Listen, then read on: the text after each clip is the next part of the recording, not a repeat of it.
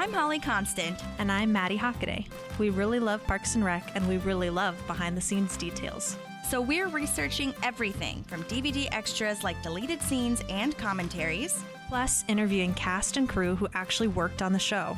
We also bring on guests and friends to geek out about everything parks. So join us, you tropical fish. This is literally the best Parks and Rec rewatch podcast. We're your park pals. There's a park and some pals, and there's also therapy too. Hello, friends. Hello, Park Pals. We're taking a little break this week, so I'm going to be re-releasing this amazing episode from Cooper Thornton, a.k.a. Dr. Harris. The timing is perfect because the last episode in I'm Leslie Knope, he comes on and he says that Jerry has the largest penis he's ever seen, which we talk about in this episode, okay? So please enjoy this. Please take some time to rest. I feel like everybody is just in the processing mode and the driving mode and like, let's finish everything.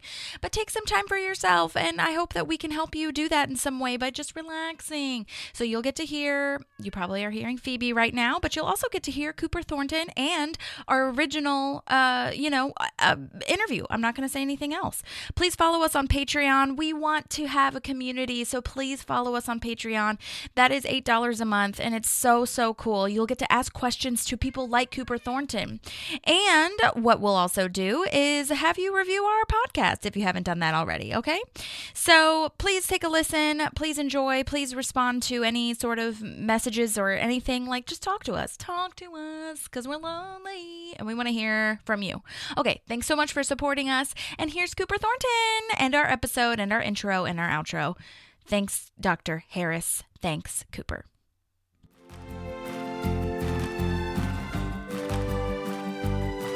There's a park and some pals, and there's also therapy too. Hey, everybody. Welcome to another episode of Park Pals. Thank you so much for being here. Thank you so much for waiting. We're super excited to bring you an episode after some time off, and we've got a great one for our time back.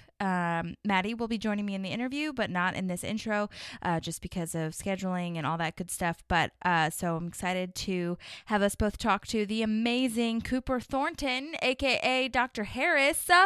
Oh my God, it was so lovely. I will let you listen to it. There was a brief moment where his son called, and so you won't hear that part, but I thought it was just so lovely, and Maddie and I were both texting and saying it was precious because to witness him be himself and not Dr. Harris, I don't know, it was just really cool and sweet, and I loved it.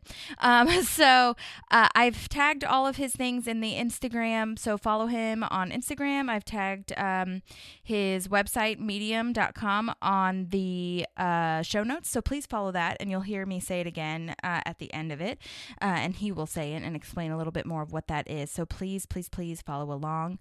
And yeah, we're so excited that he talked to us. He was amazing. If you have any questions for him, he is happy to answer them. So message me. Don't blow him up. I mean, you can follow him, obviously, but let's be respectful and make sure that you message me, and I'll message him, and I will get back to you.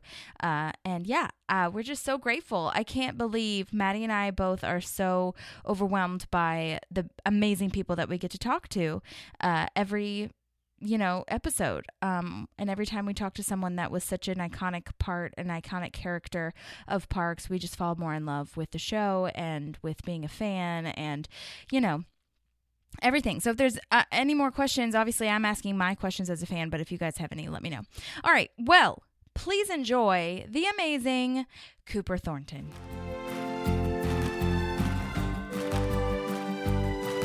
There's a park and some pals, and there's also therapy too. Hello? Hello? Holly? Hi, yes, Cooper. Hey, how are you? Good, how are you? I can't see you, but I can hear you. Can't see me. Let me fix that. There we go. Yay! Hello! Hey, how are you? Fine, thanks. How are you doing? I'm really good. What's on your wrist? Let's see it. The tattoo. I've got, this is Zoe. I guess it's backwards. Zoe in Greek is life in nice. English. Nice. Yeah. I studied abroad in Greece, and I just really connected with the culture. So I was like, I have to get a piece of that on my body. And what's the other? This is a whole note in music, like on sheet music. It's a whole note. Yeah. So Yeah. This is my co-host Maddie, by the way. Hi, Maddie, by the way. Good to meet you. Nice to meet you. Where are you guys?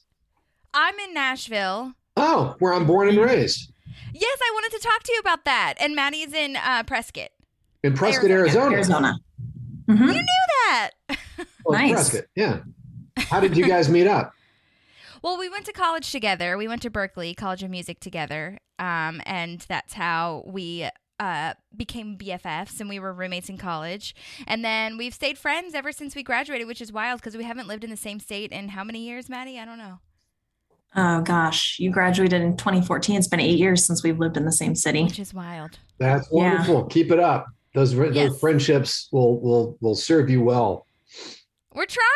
It's hard work, man. It is hard work. Long It is. distance. So. It is hard work. It is hard work. Yeah. Where are you right now? I am, well, I got it fogged. I am in Chapel Hill, North Carolina, Oh, okay. which has been my home for about 3 years now. Gotcha. Okay. Was in LA for 20 and was in Nashville for most of it before that. Gotcha. Okay. So where exactly were you raised in Nashville, or like where did you live Kind in of Nashville? the Green Hills area. Oh my God, that's literally where I am right now. I Oh, live in you're Green really? Hills. What street? Where are you? Let me tell everybody my address. No, Yeah. it's right. You know where Green Hills Grill is? It's right Yes, off I know where Hillsborough. Green. Yeah. That is blowing my mind. Oh Yeah, my God. used to do improv at the Bluebird. We were the resident improv group at Bluebird.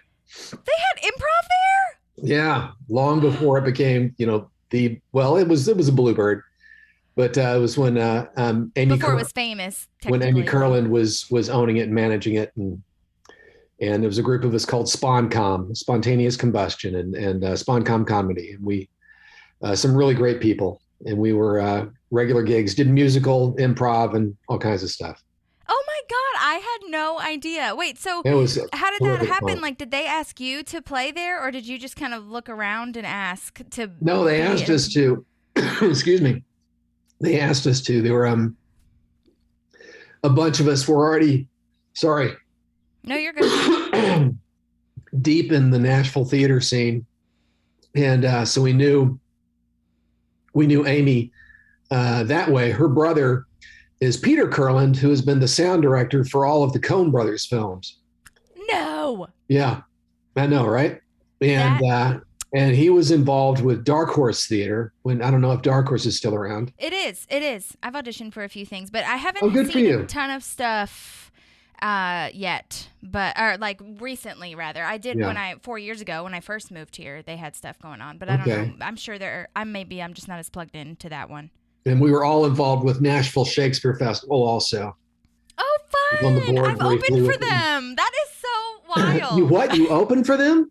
Yeah, I had a friend, which was so wild. That's cool. At Centennial Park? They actually now they have it at in like the West End kind of. And Wait, they're not doing the Summer Shakespeare at the Centennial Park anymore? I haven't seen it at Centennial. They moved it to this other place that I can't remember where. Wow. I know. Maybe I'll they'll check move with it Denise. back. Yeah, check, because maybe they'll move it back. But it's in this really lovely area, and I knew a friend of mine that like knew some other people, and Maddie and I both play music, and they asked if I wanted to play a few songs before the show, like to And get what kind of stuff do you people play? on. I play like country indie stuff. I don't know, Okay. Maddie. How would you describe yours? Kind of the same-ish. Ah. I don't know. Folky-ish. Folky-ish? Yeah. Like folk Yeah, pop folky-ish. kind of Yeah. situation. Okay. Yeah. And I think can mine is Spotify definitely you more guys? the country version. Yeah, you can. I can send you it after the. Send it to me. Send it to me for both you guys. I'd love to listen. That's awesome. Thank you so much. We appreciate Thank that. you. You're welcome. You kidding? But yeah, it's at this new place. I mean, Nashville. I can't even imagine how much it's probably changed since you've been here. Holy Because cow. even since I've lived here, which has only been 4 years, it's insane. It just Like, it explodes how many new every day. things. And I work in Green Hills as well, and I drive by the Bluebird on my way to and from work, and always from work, it's a line all the way out to the street. And it Yeah. has been that way like ever since I moved here, but especially after COVID, now people are like, I need to go out and see stuff. It's definitely Bluebird's more such a common. cool intimate. I haven't been there since we were there. And so I know that it changed a lot when the show moved in there. Mhm. And they were doing what was it, Nashville? Nashville, the TV show, one of my TV faves. show, yeah, that really put Bluebird on the map. Though for anybody that was in the know, Bluebird was on the map always. I mean, Yeah, anybody that was definitely. interested in music, just particularly for the writers. Exactly. Well, I think that one of my friends just went to a show and they were like, "Oh, and they're not really in the music circle." And some of the songwriters were playing songs that, are on the radio, and they're like, "Oh my gosh, I had no idea. These people are famous, but they're just walking amongst us because they're the writers and they're not the faces, you know?" They're the ones that walk amongst us. Yeah.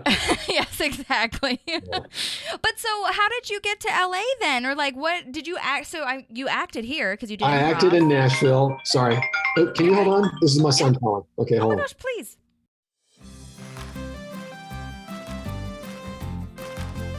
So cute. How old's your Oh, son? thank you. That was my goal, just to be cute. He did not think that was cute at all. This is my 14-year-old that's signed up for a swim meet tomorrow that's not wanting to do it. So I got to figure that out. Oh, Got to that figure that sucks. out. Yeah. Oh. Maddie did swimming when she was in high school too, so she Did you? Oh yeah, I swam my whole life from 7 on to 18. Did you swim? You didn't swim in college? I did not swim in college because I went to music school, Yeah. and I kind of in high school was like, people were taking it almost like A little too seriously, and I was like, I'm out. Yeah. You guys, you got this. I get it. I'm still a swimmer. I swim competitively still. Oh, that's cool. Yeah. It's a lot of fun. Oh my gosh, I know. I was looking up so many things on your bio that I want to talk about. Okay, we checked Okay. off Nashville, Okay. kind of, but you were talking about LA. So, and how What you got me kind of out moved there over was looking to pursue TV and film, and Tennessee didn't have a lot going on.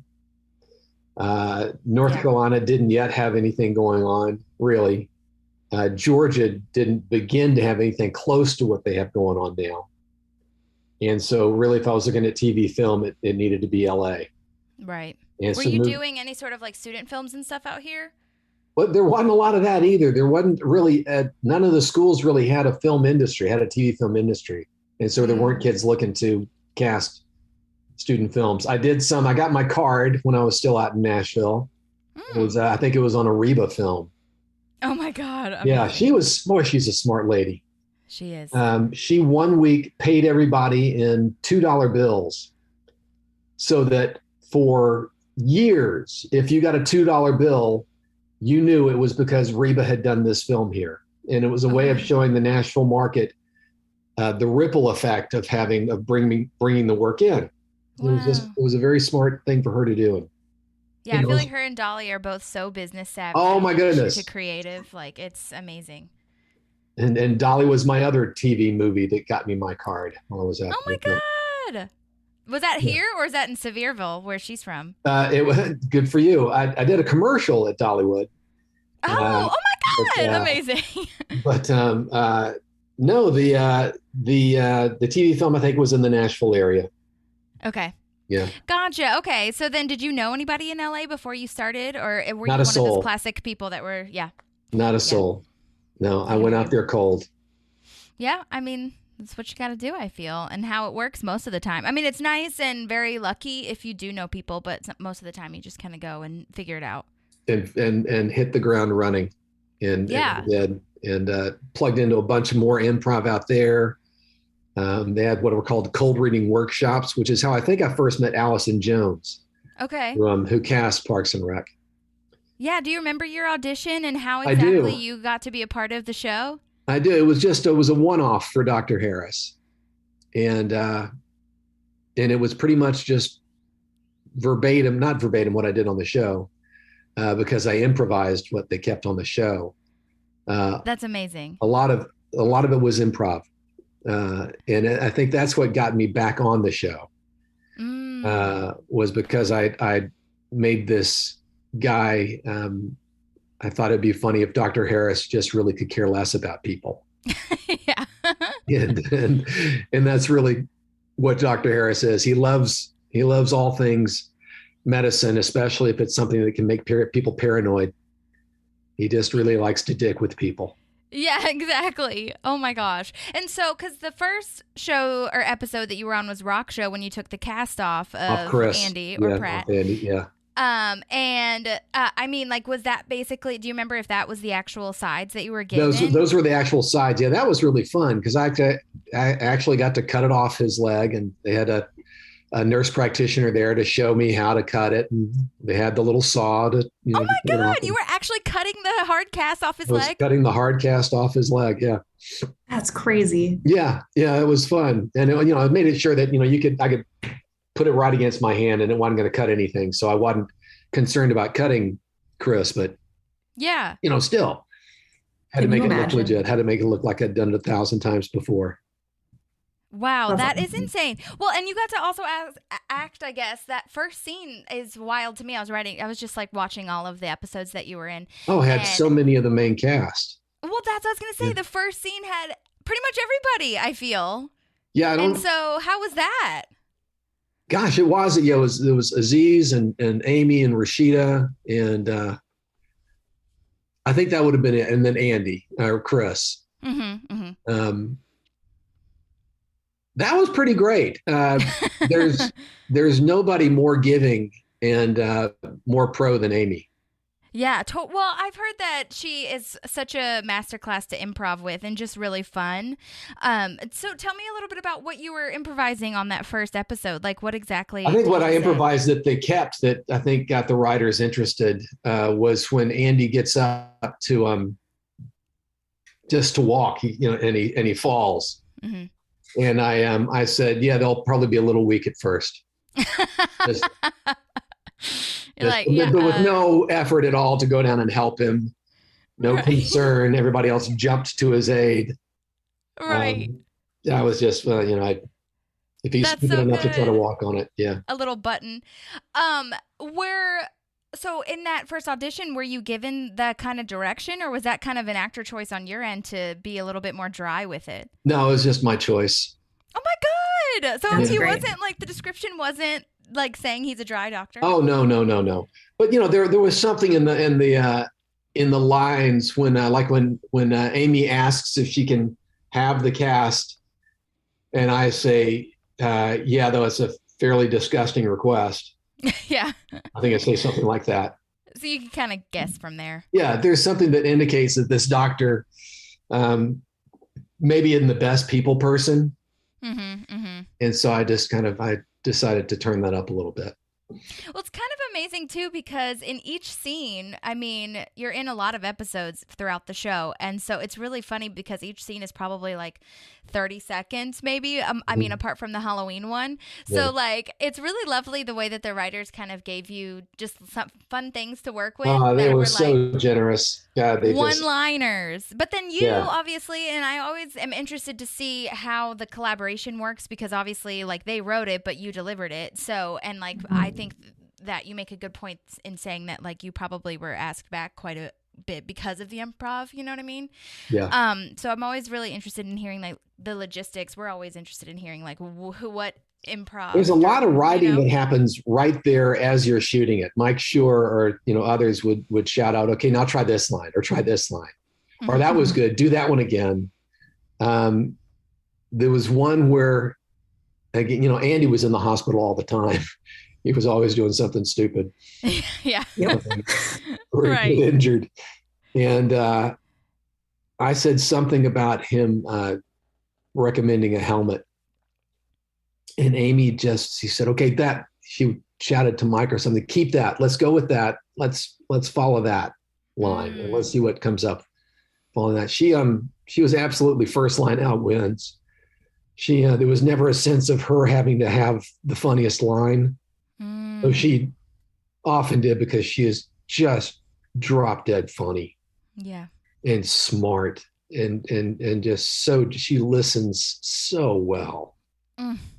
That is the hardest thing, I feel. It's something that I struggle with when I did improv, like very, very briefly. It was just a blip in the radar, was like, it taught me how to listen because I love talking and having a conversation, but I'm very bad at like just stopping because I'm always so excited and I'm always like, yeah, I want to jump on what you just said because you said something really nice.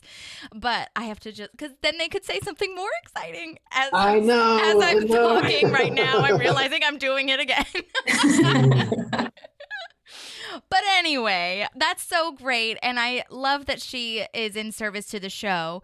But I was going to ask, so you said something about how you met Allison Jones. Was that she called you in then? Or Yeah, I think it was through what were called cold reading workshops.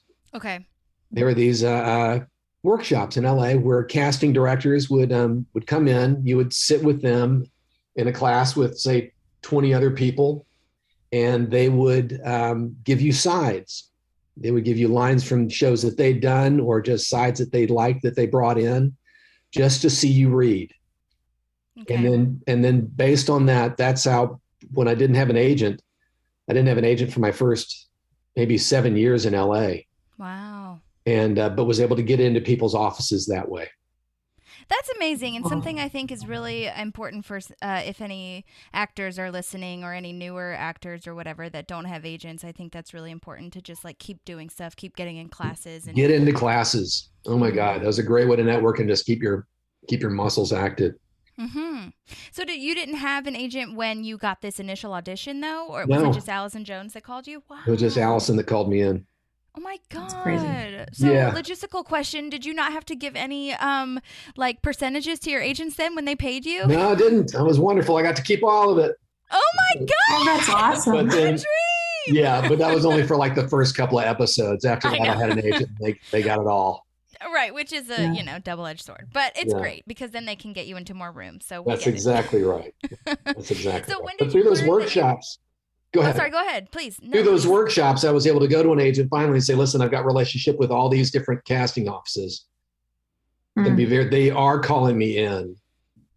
All you have to do is submit me and they will call me in. So those workshops were really what got me.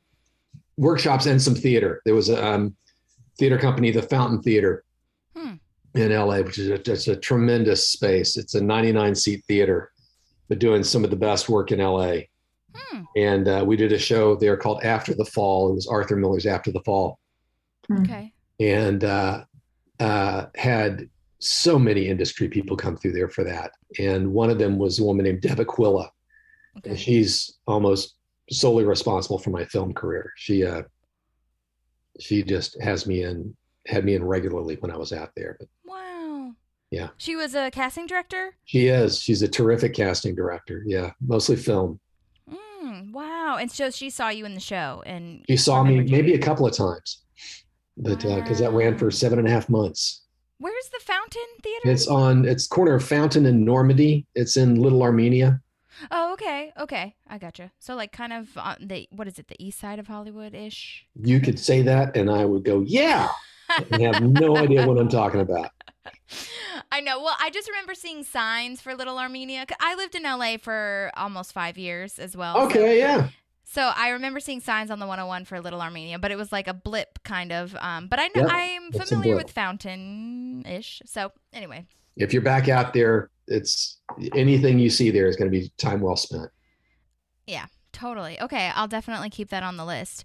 And how did you find out about those casting workshops? Because I'm guessing it wasn't as like prominent online as it is now, you know? Well, I don't even know if they oh yeah. Well, no, we had the internet then. There were computers. No, this was like 99. So this was when I got out there, this was before cell phones or before, I had a pager. Dude, that's what I first had was a little pager. Amazing. Yeah. But found out just through improv classes Okay. and us helping each other network. Were you doing IO or UCB? Or No, I was Groundlings and Okay. and a place called the Empty Stage with Stan Wells. Did not do IO. IO was started by another friend, Dan and Edie. He's married to Edie Patterson. You mean Sharna and Dale Close and all them? Oh, Del Close, you're going way back. That's but I'm talking about the LA. chapter. I understand what you're saying. Okay. Yeah. I hear. I don't know those names of those people either. So. Yeah. Okay, that's all right. Yeah, Improv Olympics, a great place. UCB would have been a great place. But I mean, there's just so many. And even those, like, you know, you hear about just the Improv, that one. Yeah. There's that. And the other one, too, that I can't remember. It's a weird name. There's a bunch of names in improv. But regardless, you know, it's just a matter of doing it, I feel. Upright Citizens is, you know, Amy really put them on the map. Mm-hmm. And it's a terrific place. They do great stinking theater, too. Mm-hmm. Beyond just the improv they do. And it's part of what makes the theater so good, because even just with scripted lines, they're listening so close. They're so engaged. It just ups the ante for everybody. Wow. That's amazing. Yeah. And then, like, because since you come back in so many other episodes, do you remember if you knew that you were going to be coming back at all? No, I had no clue. That audition wasn't, but like by the end of the day, you didn't know you were coming back either? No, and after that first episode, I didn't. I knew that they had really enjoyed it. They'd had a lot of fun with it. Mm-hmm. That it was my chance to show them some improv. Yeah. And because they always do one scripted take, and then they just have a fun take. Yeah. Or several takes. But no, I never knew one shoot to the next if I'd be back. And so there was no kind of guaranteed arc for Dr. Harris or anything like that. I think, the most I had was 2 episodes in one season. I was in every season except for one. Maybe a couple of seasons where I was in 2 episodes. Yeah.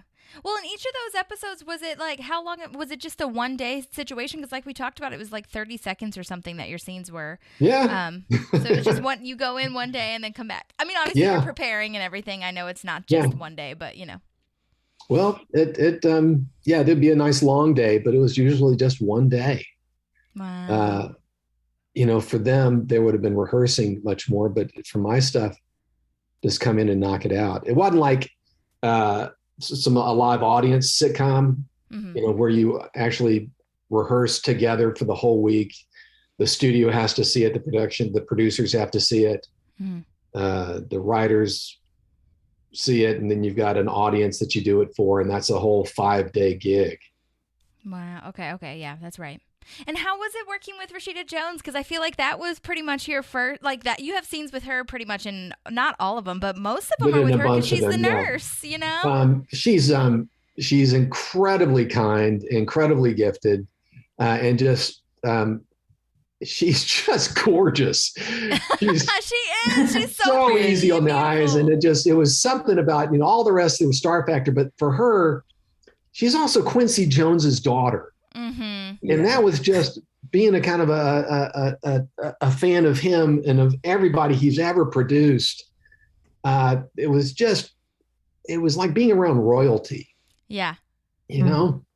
Yeah, and everybody that I've heard from that has worked with her anyway, that like interviews or whatever, has said that like she does not come off as royal at all. As far as no, at all. Like you would never know unless she said not it at or all. you researched it. No, in fact, I'm sure she would hate that. Yeah. No, just every one of them. Amy, Nick, Rashida, Retta, Jim. Those in particular, just super unaffected, super approachable, super kind, super laid back. It was, they really worked hard to make sure that even the guests, artists like me who are coming in for just, one-off, walk in and, hey, Cooper, welcome back. So good to see you. We heard so much great stuff about what you did last time. That line was just the best. Let's just have fun and play. It was so welcoming. And there are other shows that I've been on where, the principals just understand it's hard for them to welcome new family members in every week. Sure. But Parks and Rec, and I think they really were just following, Amy's lead. Mm-hmm. That's what they've said. It was just they compare her a lot with Steve Carell, like who was at the lead of the show or head of the show rather, is going to be the one that people follow the most, and like she was just great about it. So that's lovely. Yeah, yeah, she's a super lovely person. Yeah, well, and also speaking of all the people, one of my favorite episodes that I was watching too was when you and Nick Offerman or Ron have a scene together because you guys are in the same sawdust out of his ear. Yes, Yeah. And you guys are like just in the same headspace. And I know I get it. Like for comedy purposes, maybe it wouldn't be a great like friendship because you guys both have the same thing going on. But I would love to see a like mini series of Dr. Harris and Ron being friends or somehow. Oh, God bless you. I would love that. I think, yeah, because if anybody, like they have to overcome. If there was anybody on the show that Dr. Harris really synced with, it was Nick. It was yes. His Ron. And one of my favorite things is you had to Same press on vibe. his belly and then he giggled. Oh, and that's his laugh. That's oh God. Great And impression. try to keep it straight when Ron. That's one of those. Go. Ask about that. Was it really hard to like keep the straight face going? Because his laugh is so infectious and so sweet. Oh my and God. he's just such a sweet guy that it was. I had to really have Dr. Harris dialed in. Dr. Harris just, he would not find giggling fun. Right. He adored, this guy who, what was it? Rashida was asking him, how many drinks do you have? He said one drink, one shelf. Right. Mm-hmm. Yeah. Or like he asks, or Rashida says, Anne says, like, we'll have your test results back in a second, like cholesterol, sugar, all that stuff. And he's like, not interested. Yeah. And then he just walks away and you're like, just strips your off the line is prescription. He's perfect. gone. Yeah. Just wish all the patients could be like that. Mhm. Yeah. Really hate it when they ask questions. Really hate it when they ask questions. Yeah. That was Dr. Harris in a nutshell. That's the whole vibe I got from Dr. Harris was, I love the science. I love the medicine. I don't want to be around people. I can't Get me stand out the of here. people. You nailed it. That is, you absolutely got it. Thank you. That's Yeah. Medicine would be great if it weren't for people. Right. Did you ever have an experience like with bedside manner like that with another doctor, or did you you read the lines? I think and you were we've like, all had that bedside experience with doctors who really would rather we be textbooks instead of living people. Yeah. Yeah. So that wasn't hard to draw on at all. My dad was a doctor, but he had a fabulous bedside manner. But no, I love the idea of a doctor who, is there for the betterment of society, but he just would love it if society didn't have to be part of it. right. Yeah. Did you ever want to be a doctor at all since your dad was? and you played this? No, I never did. And it was probably because my dad was, and I saw what that was like. And it took so much time away from us. And I just thought, no, It's a lot. I'm good here. I think Yeah. I'll pursue something where I have no job security whatsoever. Right. Much more interesting that way. Much more interesting. I can Oh my play God. doctors. I get to play lots of doctors. Yeah, exactly. You definitely have a doctor look. We could see that. Mhm. And a doctor look, a lawyer look, kind of the Yeah. bad look. Yeah. Love that. Well, and you also got to act with Rob Lowe when he said that he had tendonitis, or he thinks, and then you think that he has shoulder cancer, or you make that joke about like That's right. that's what it could have been, the alternative. Yeah. How was that? Do you remember that scene? I remember that whole shoot, and that was very interesting. Because Rob was not part of the first, several seasons. Mm-hmm. And so he and I didn't have any kind of history or camaraderie. And so it was pretty much just come in. It was like coming in as a doctor and just doing a quick exam Mm-hmm. and leaving. But, there again, when they first started the show, none of these people were really successful film actors Mm-hmm. or known for their film careers. Yeah, it was mostly TV. Well, Rob Lowe anyway, for sure. But Rob really was known.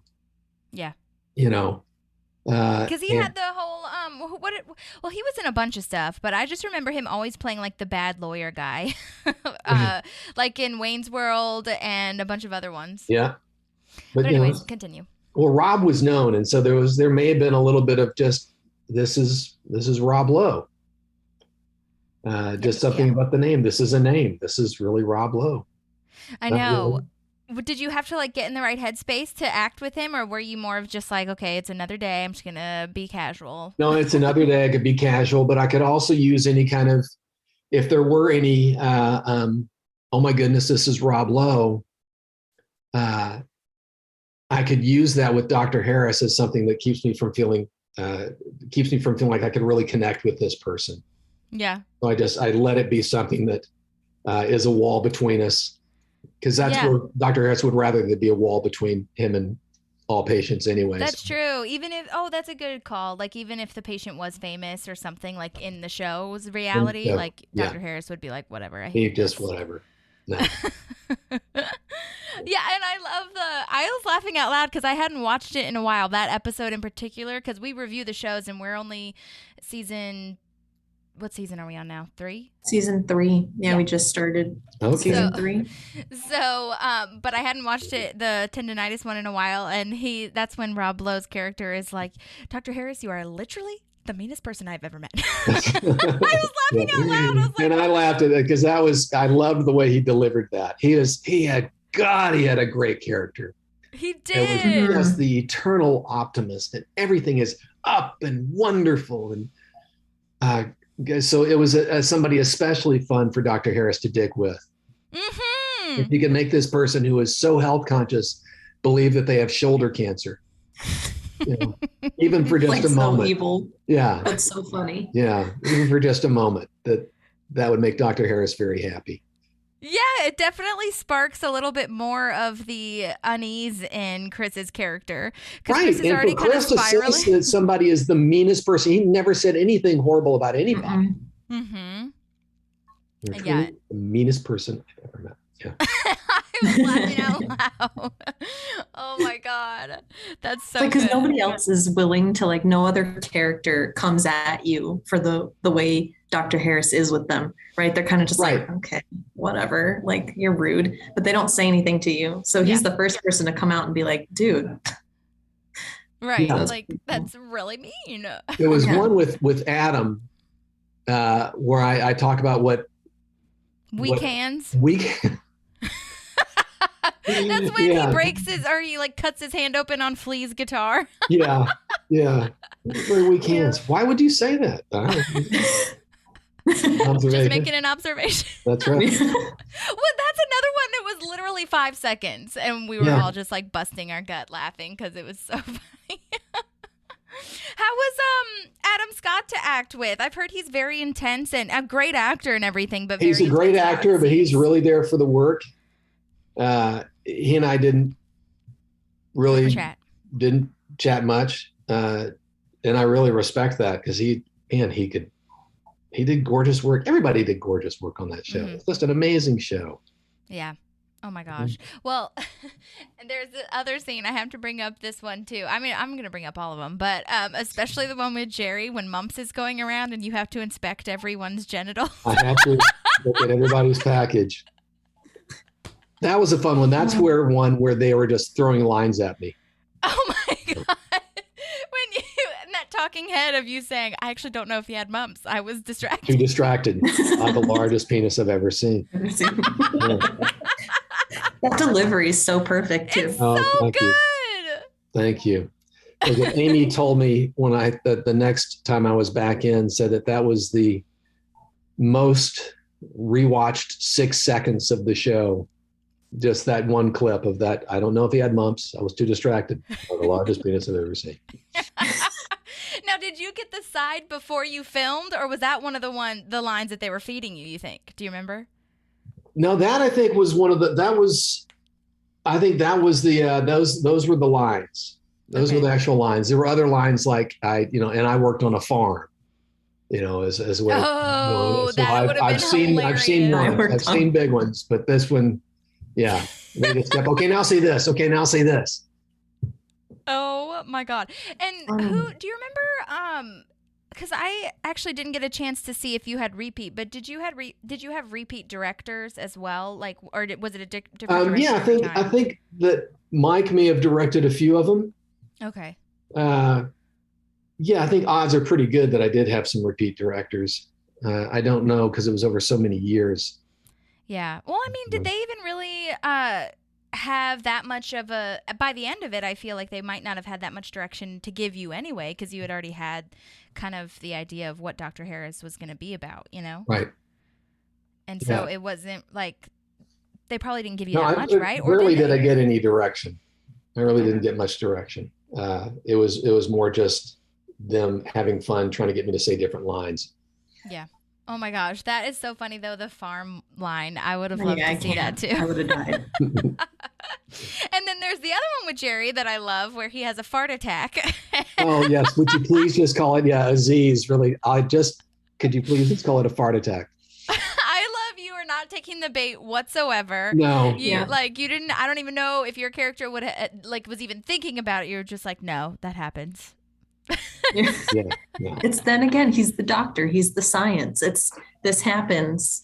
Don't knock my science. That's right. And if I think that you're wanting me to say something that'll make you happy, that's the last thing in the world I'm going to care to say. Right. You know. Oh my God, that's amazing. And so I guess, usually I do ask about wardrobe, but I feel like you were in the same one every time, right? Like there was no other, even at the Halloween party. Came dressed as a doctor. When I came into Rashida's office when she's looking for a sperm donor, I think I was in like a tweed jacket. Oh yeah, that's right. Yeah, I think that I was not just in the doctor's garb then, but I think you're right. I think every other time. I think it was fun because back toward the end, not toward the end, but maybe halfway into the show, I actually had maybe even had a name tag. I thought, okay, now I'm here to stay. They made up a Dr. Harris tag. So, okay, they've wardrobe, or costume or props have done that. So there's some investment in it now. So they've got, I made it. I'm in. That's amazing. Did you get to keep anything Not from a set? thing. Okay. Not a thing. They though they did, 1 year sent out. I got this great hoodie that's Nope when she was running for office. Nice. And it's got that on it. It looks very official. It's really fun. Sent out a whole book about Pawnee, the history of Pawnee. Oh my gosh, you mean the one that she wrote, that Leslie The one Knope that she wrote, yeah. Oh, love it. That's real? Yeah, it's real. That's so cool. How about that? Yeah, got that. But they sent out some fun swag like that just to say thanks. Yeah. Okay, well, if you ever find it, send a picture of that to me because I would love to see it. Okay. I may have actually found a fan and said, hey, here, you deserve that more than I do. So still got the hoodie. That would be very cute. Yeah. Well, and I also, okay, so on your IMDb, there it says that you were in the office in Phyllis's wedding. Is that real? Did that get that's cut? real. Yeah, that's Okay. real. Can you explain this to me? Because I don't remember you being in it. Did they cut It's your because scene? you gotta look at the extras. It was a scene between me and Pamela. And I am You mean Pam? Pam. Her real name is Pamela. Yeah, Pam. Anyway. We both went to Baylor too, as a matter, a little bit of trivia. Oh, that's cool. Oh, okay. But, she asked how I know Phyllis, and I said, well, it's actually, I know their cat. I'm their a feline veterinarian, but that I specialize in feline spirituality.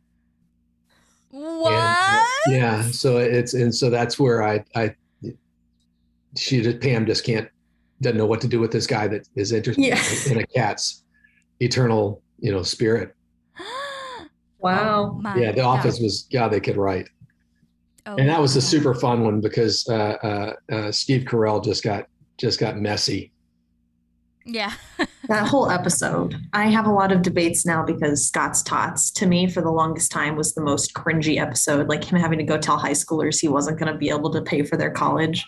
Mm-hmm. But then you watch Phyllis's wedding and you're like, this actually might be the cringiest episode. They really had some cringeworthy episodes. You just, oh God, I really, that guy. Well, I think that's so funny because there was a couple times when I did go back. The first time when we reviewed Rock Show, the first time I saw that on your IMDb, and I was like, "Where in the hell is he?" And so I will go back and I will look at it. But I also should probably buy the DVDs for that one too, so I can see the deleted scenes. Which is funny because in real life, I bet Jenna Fisher, aka Pam, would really be into a feline spirituality mentor person. Yeah, she loves cats. She would, and Phyllis may also, And Phyllis, that Phyllis had been the casting director for the show. Right. Yeah. She was a casting director that I've been in to see several times, and they hadn't cast that character and just had her reading it and found that she's got to do it. It's just got to be her.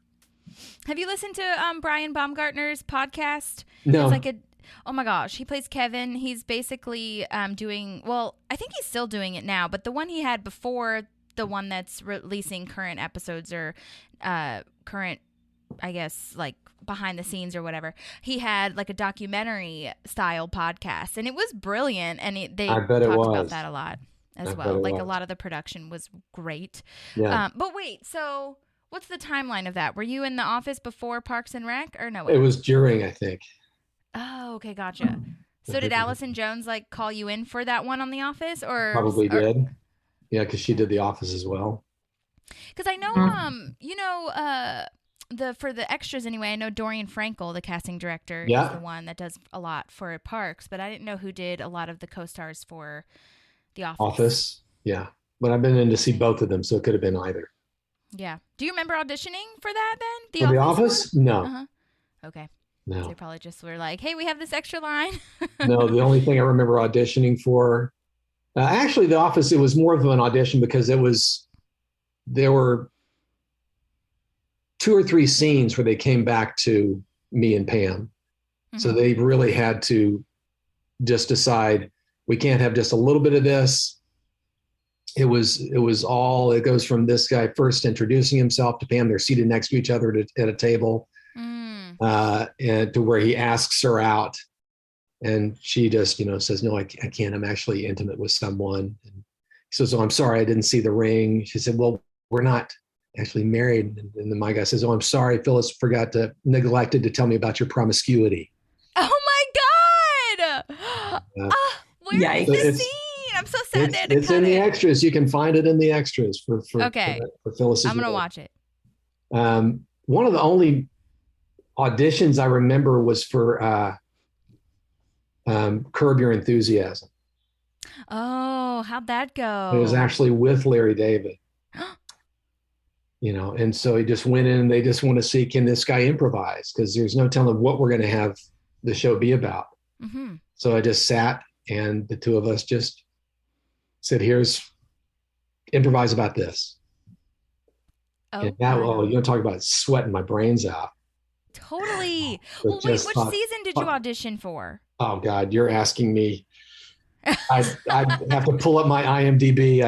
So basically it wasn't the first season. It was it was already been on for a while. Yeah. Okay. Yeah. Do you remember what you were improvising about at all? No, the scene was about me wanting to rent an office in his office building across the hall from him. And he really liked not having anybody there. And so he plays somebody that has cerebral palsy. Hmm. Yeah. He just said, I know I'm going to hell for this. It was so offensive and so spot on and so funny, because he was just trying to make it so uncomfortable for me to even entertain being in this office across the hall, because this guy with cerebral palsy was going to want to have lunch with me every day. We were going to be best friends. That was his, that's where he went. And so I had to just, okay, this is where we're going. We're going to a really dark, horrible place. That's what I was going to say, because oh my God, it's definitely not like a lighthearted thing to think about or improv about. No, not at all. And that's where he decided I know I'm going to hell for this one. Oh my God, that's wild. Oh yeah. Did you ever? Larry Charles directed that. Who directed? Help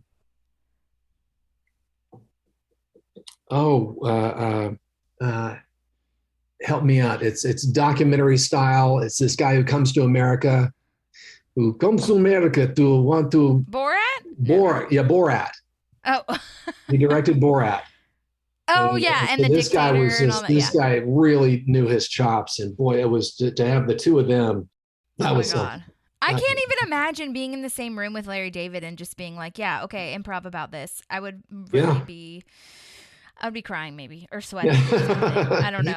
Yeah. I think, Alice, I know that Allison was in there for that. And so I knew I had a good friend and a good advocate. and she had probably talked me up before I went in the room. So I knew I really had nothing to lose. Yeah, that's true. Yeah. And have you improved pretty much like your whole life? Like, or was it after? No, it was all once I'd been doing it in Nashville before I moved to LA. Okay. But that was just a bunch of us making up games. Yeah. None of us had really studied like it. More of a Who's Line situation? Yeah, absolutely. I was trying to remember much more like Whose Line Is It Anyway, except that the musical stuff we would do, how we do a 20 minute musical with acts and arcs and choreography and musical improv is insane. Yeah. It's also a lot of fun because and we'd get all of it from the audience. Yeah. Every bit of it we'd get from the audience. And you also have to have a really good relationship / good pianist. If you do have a pianist with you. Oh, we sure did. We did. We had a fabulous pianist with us. Oh my God. Amazing. And you also went to, I was looking on your website, or not website, on your IMDb. Is it true? Tell me about the Welsh College of Music and Drama. What? You studied in Wales? You lived in Wales for about a year. What? And I'm jealous. Oh, boy, it was beautiful. I'd do it. I'd be back there in a heartbeat. Love to spend several months there a year. Really wonderful people. Oh my God. It was after I'd finished my MFA in Cincinnati at CCM. Okay. And I taught at Belmont University for a year in the theater department there. Oh, I didn't know that. In Nashville. Yeah. And then wanted some more study. And so I looked around, and sadly, I only speak English. So that limited a lot of the places we could go. Sure. And I found this program at the National Conservatory in Wales. And, my God. And liked it, and sent in a tape as an audition. And they called one day, and my then wife and I got the call. They said, "Okay, we'd love it to offer it to you, but we need to know now." And the program was going to start like a month later. Wow. And so it was a real quick, let's do it. Let's go. That's so cool. And so what kind of program was it? Was it like a PhD type thing, or what? No, it was the same kind of, it was a 1 year graduate diploma thing. It was just a very intensive year for folks who'd already done an undergrad in theater. But it also focused on radio, which I'd never had any experience with before, except at Baylor. I actually did DJ'd. Oh, wow. But for radio theater, because radio then, BBC radio was just the best stuff ever. The radio that we got to listen to when we were there was fantastic. Mm-hmm. And it was pre-cable. And so radio was a lot of what Britain still listened to.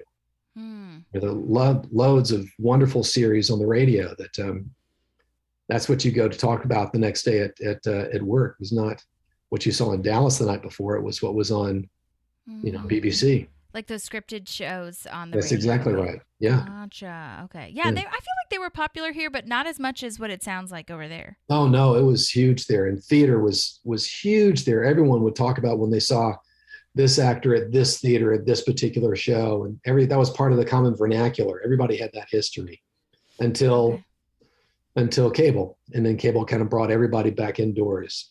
Wow, that's incredible. Do you still talk to anybody from over there, or do you ever go back? I do. And keep in touch? I do. There was my fight choreographer, my fight instructor, Steve Wilshire, like Wilshire Boulevard. Steve Wilshire was at his wedding. He got married in Toronto, and there's a castle, I think called Casa Loma, in Toronto, and where they had their wedding, and we were all in kilts and the works, and we were all with our swords, and we had a choreographed kidnapping of the bride, where the bride's party took on the groom's party, and there were deaths and all kinds of beautiful slayings and leaping on the tables and trashing the hall, and then they had to fight to get her back. And so it sounds very much like in The Office when Angela is kidnapped by Mose, who is played by Mike Schur. Right. That's funny. Oh my God, I can't imagine having that at the wedding. Is that like a tradition, or he just wanted to No, do that no, because he they, loves fighting so much? Or he not loves fighting, but fight. the stage fighting. No, it was definitely not a tradition. In fact, the people who worked the castle were kind of freaking out. They never had anything like that happen there before. Oh my God. Freaking out and thrilled at the same time. They thought it was the best. That's so So funny. cool. Did someone video that? I hope you have it on video. I'm sure they do. I'm sure Steve does. Yeah. Oh my God. I love that. Mm. So we've got fight choreographer, actor, or not choreographer, but I guess you could choreograph now that you've done it. I could. I have. Yeah. But I was licensed by the British Fight Directors Society. Oh my God. Yeah. That sounds so cool. It was loads of fun. Loads and loads and loads of fun. So, Sir Cooper Thornton, how would you Oh, say? yes. Yes, absolutely. Sir. Benighted. I can't do a British accent with the R's. It's not right. It was close. It was good enough for me to know what you were doing. Anyway, yeah, exactly. But then you've also got the swimming. So tell us a little bit about that. You were in, was it just high school? No, it was before high school. I started swimming year round when I was 6 and then quit when I was 13 because I'd seen all the tile there was to see. I just got bored with it. Right. Yeah. And you know what that's like. Oh yeah. Right, Manny? But then there's a program called Masters, which is international competitive swimming. In fact, they've got nationals coming up August 3rd to the 7th in Richmond, Virginia, that I'll be going to. Okay. And I started swimming year round again about 15 years ago. Got back into Masters and have loved it. Wow. Yeah. So they have Awesome. different age ranges and all that That's stuff. exactly how they do it. Thank God. Because there are ex-Olympians that are you're swimming with that are so and they would just rule. But yeah, that's every 5 years. So I just aged up, and aging up is a very good thing because then you are at the youngest of your age group, and so you've got a better chance.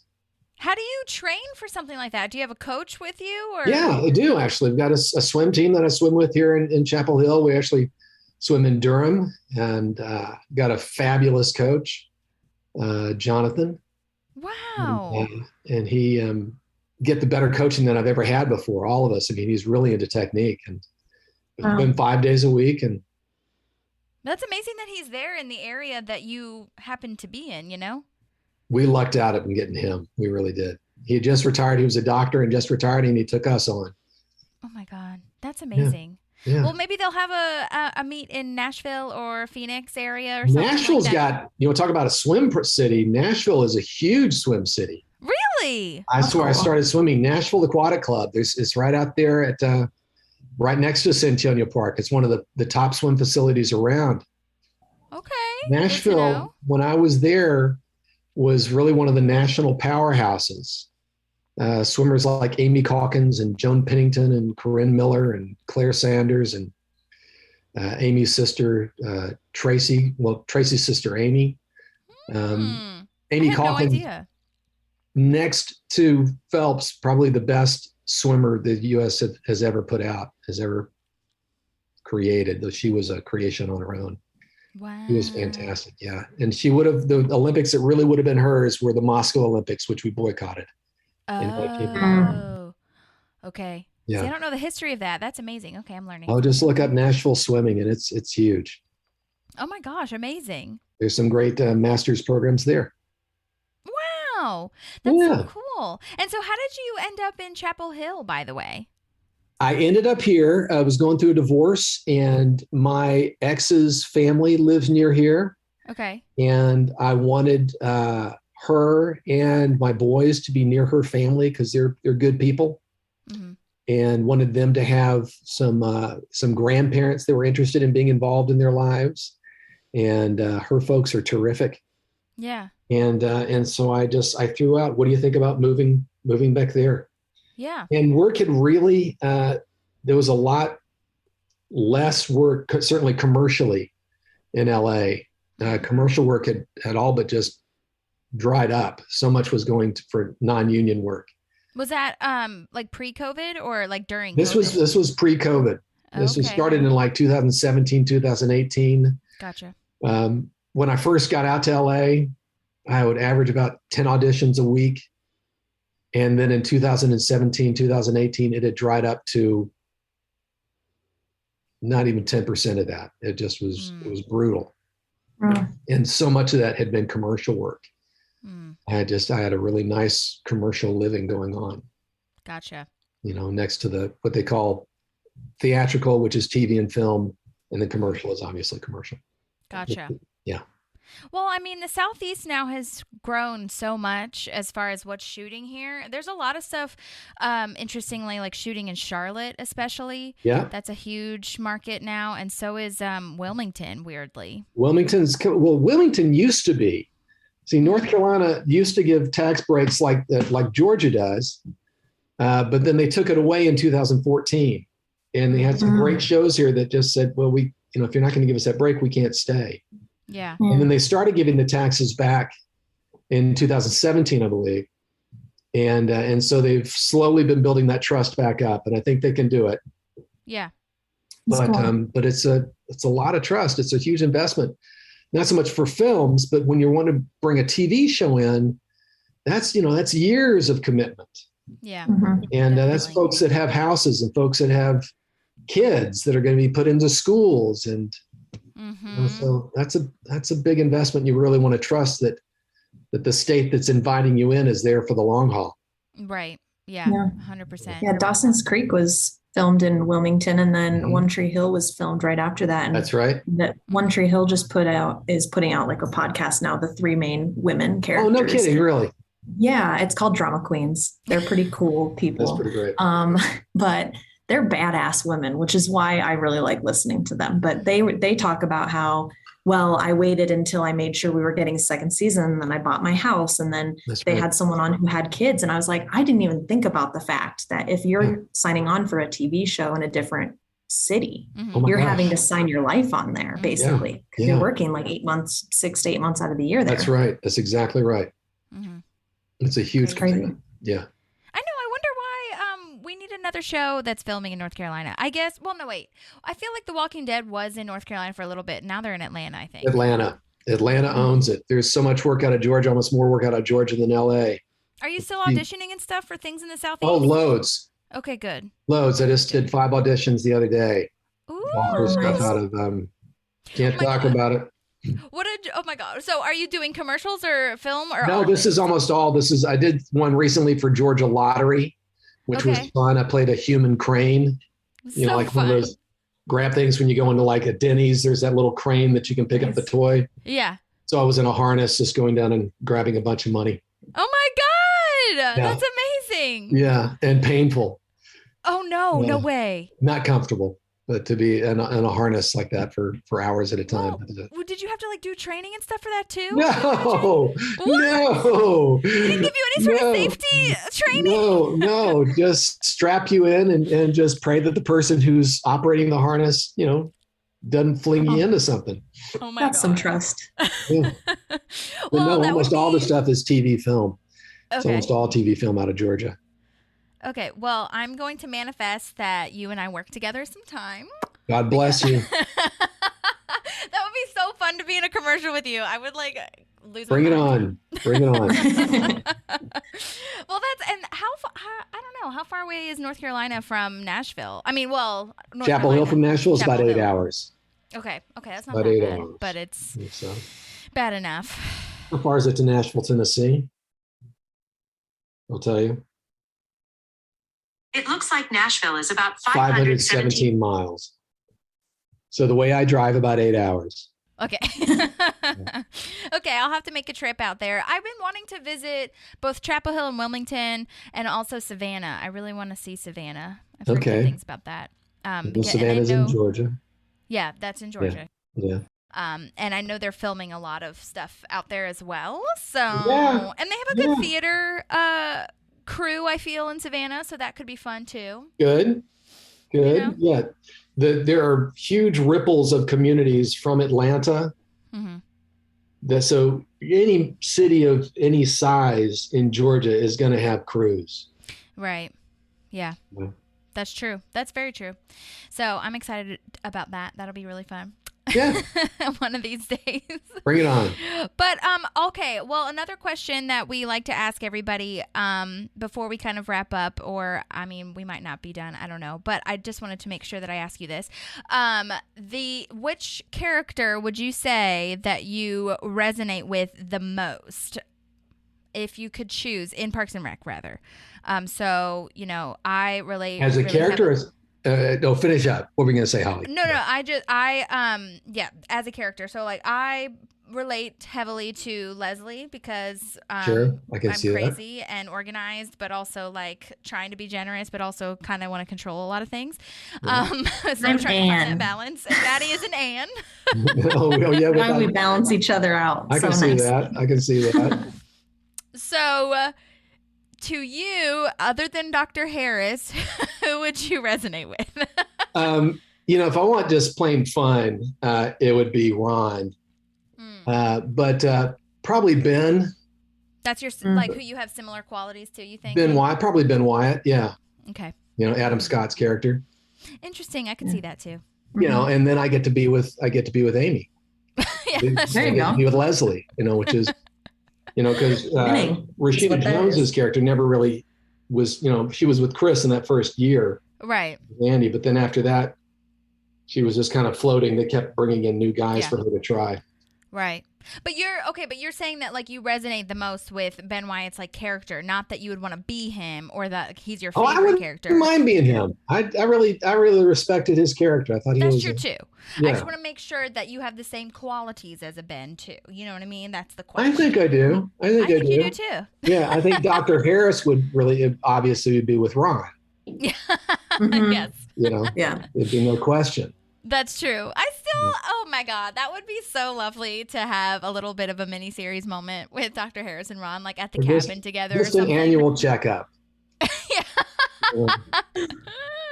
Me and then Ron's maybe colon. you have, I don't know, maybe you have like a fish or something, or a fishing rod, or I don't know, something in the office that Ron latches onto and is like, "What do you do?" Or maybe you pull out jerky or something.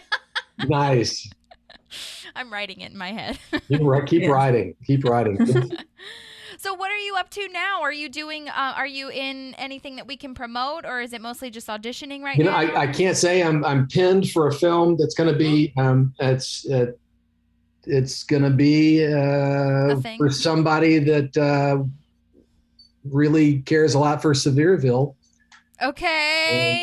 But I'm not going to say who. You're not going to say who because we don't know. That's wink, right. Wink. But here's oh my hoping. gosh, well, you're pinned, so we will keep our fingers crossed for you. For those that don't know, pinning kind of means that it's literally just on your headboard. You're on the short list. Or your headboard. Your headshot is on the corkboard, pinned, waiting That's the old circled. school. That's exactly right. You got a pin stuck to your headshot. Yes, and then you see headshots. I got boxes of headshots. I don't know what I'm going to do with them. Yes, exactly. Oh, well, Maddie, do you have any like closing things that you want to ask or say or anything? No, I just appreciate your time. I love listening. I'm more of a pop in if something comes into my head type of person. Oh, you're so great. that's Thank why you. I'm quiet. But I really appreciate your time. I will tell you that you are one of my fiance's favorite guest stars. Oh, thank you.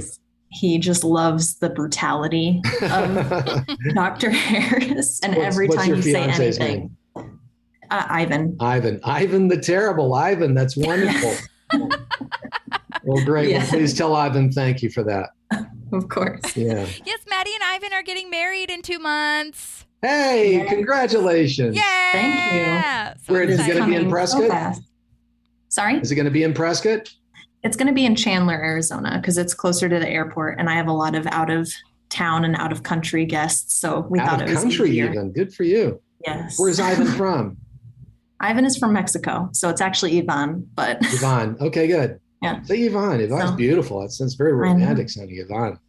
it is. Whereas Ivan, yeah. you can't have, you say Ivan, I hear the terrible. Right. Yeah. Well, a lot of people are like, "Are you Russian?" I'm like, "Are you looking at him?" Right, That's right. Oh my God, that's amazing. But yay. Okay, well, Cooper, we've taken up way too much of your time and You're great. I hadn't even noticed. Oh my God. Well, thank you so much for coming on. This was so fun. I also I gotta say, I love when people's characters are so vastly different from who they are as people. It just like. Oh, and thank goodness in this case. I know, right? Well, it's just so lovely to see, especially as an improviser, for you to see the different characters that you bring to light. And we just like love the guest stars on Parks and Rec, not only in real life when we interview them and how amazing they are, but just like the quality that it brings to the show of creating this like community of Pawnee. It's like incredible. And it blows my mind that you weren't really given direction in that initial like audition, that you just kind of did that and it stuck and it was perfect. I was very lucky. I love it. Well, it's a mixture, right? Of luck and hard work. Luck and hard work, luck and preparation. Opportunity or whatever the hell that saying is. That's right. Well, tell your son good luck at the meet. I will. Thank you. Well, yes, if he ends up doing it, we'll see. If he goes. Yeah. And good luck to you as well if you are competing anytime soon. Thank you very much. Thank you so much. This was so fun. You're very welcome. Thank you. Nice meeting the two of you too. Hope you have an awesome day. And if anyone has questions for Cooper. Oh, wait, Cooper, do you have like an Instagram or anything that I can tag you in? Or Twitter? I do. I got both. If you don't, it's fine. I honestly would respect that. I think it's me, Cooper T. Let me see. I love that. I like that too. It rhymes. Rhyming. Let's see what it is. It tells you how much I use it. I'm looking it up too. Okay. It's okay. You can tell me later. Yeah, send me a line asking, and then I'll get it back to you. Okay, that's perfect. Okay. Because we'd love to tag you so that people can follow you. But if anyone has any questions for you, then they can message me and I will ask you. And I would love that. That'd be great. Bombard. But because I always say that in our like social media, because I'm always like, I'm obviously a fan, so we're saying the questions that we find the most with, but that we want to know the most. But there's always a question that I'm going to forget. So I'll tell you one thing that I put a lot of time into is there's a site called a writing site called medium.com. Okay. And I've got a lot of essays up on that, and a lot of them about a battle with depression. Oh my gosh, I love that. And so just really want to help remove a lot of the stigma around that. That's amazing. And so there's a bunch of writing up on medium.com. Okay. I'll tag that in the show notes. There you go. Yeah, so that people can. That is amazing, and I love that we're kind of in this shift now in the world where we're able to really discuss it and make sure that it's not something that is about shame or any sort of problem, because we're humans. Yes, we are. But I'd love to read those essays. That would be great. So please do. I'd really appreciate that. That. I'd love you to. Let me know what you think, and I'd appreciate that. Yay! Well, thank you so much again. Sorry we've said bye 800 times. That's just our style, but that's okay. Have a great day. Thank you so much. You too. Bye-bye. Bye, Maddie. Bye. Good luck 2 months from now. That's fantastic. Thank you very much. All right. Bye, Ollie. Bye. Bye. Thank y'all. Yay! I love him. That was so cute. I want him to hang out here all the time. I know. I want him to come visit Nashville. Oh my God. And then you could come down to Nashville too. Well, I have a little reunion. Yes. It'd be so cute. So precious. Well, wait, do you have to leave now? I have a couple minutes if you want. Because my 1 o'clock meeting isn't happening. Okay. Well, that worked out really nicely for us. I didn't really have any more questions anyway, so I'm kind of right now, I'll just be doing our little outro moment. So, yeah. But that was really fun. I'm so glad that he could hang out with us. And like I said, if anyone has any other questions, I just think it's so funny that it was like he just made that decision and he sticks out so prominently as someone that we all remember or know. You know what I mean? Well, and 100%, I don't think he would have been asked back if he wasn't such a strong Dr. Harris, right? He came in strong, like, this is who I am. I don't fucking care about the patients. And I think that's what made it like, oh, he's got to keep coming back. Yeah, he did. So. He was kind of like Rob Lowe, I feel, in the sense where like the second he entered the scene, he was Dr. Harris. There was no like prep or getting used to it or like, finding the character. He just was it. Yeah. So I felt really Definitely. nice to talk to him about like his kind of process. And as far as process, I guess I didn't get like too logistical technique, whatever, which we kind of did as far as like the wall that he builds between him and the other character. But I think it was real, like basically when anyone says that they've done improv before, and especially with how long they've been doing it, I can kind of judge like, oh, that's why you're so great. Like at building a character or just like being so committed, like no matter what and no matter how many scenes you have or how many lines he has. I mean, come on, the guy like I said, he has like 20 seconds and then he just makes such a huge impression within those 20 seconds. It's incredible. Yeah, it is. He's great. So yeah, I'm glad we got to talk to him, and thank you for putting the work into setting it up. Oh And my I'm glad this gosh. time worked. My pleasure. I'm so glad that it all worked out. And yes, thank you to him for like moving things around as well. I don't know if he moved stuff around, but he definitely, like, we had a couple different dates that we were talking about. So I'm glad that it all worked out for us and that the time change, because we're all technically, FYI, on 3 different time zones. He's Eastern, I'm Central. You're Mountain Time. What is it? Mountain Time technically? I'm at Pacific right now. Okay, Pacific. Okay, got it. So I'm 2 hours behind you. Gotcha. But anyway, well, okay. So if you have not reviewed or rated the show yet, please do that. And I didn't even say it, but thank you for waiting. It's been a minute since we've had a little podcast moment. So I'm excited that we got to come back with Dr. Harris. Yeah, I know it's a good way to come back for sure. Yes. All right. Well, we hope that everyone has a lovely rest of your week, and hope you are having a good month and a good summer, and that you have air conditioning. And yeah, that's it. Yeah. Thank you, We'll see Dr. you soon. Cooper. Read all of the show notes for his essays and whatnot. Okay, bye. Bye. There's a Parkinson Pals and there's also therapy too.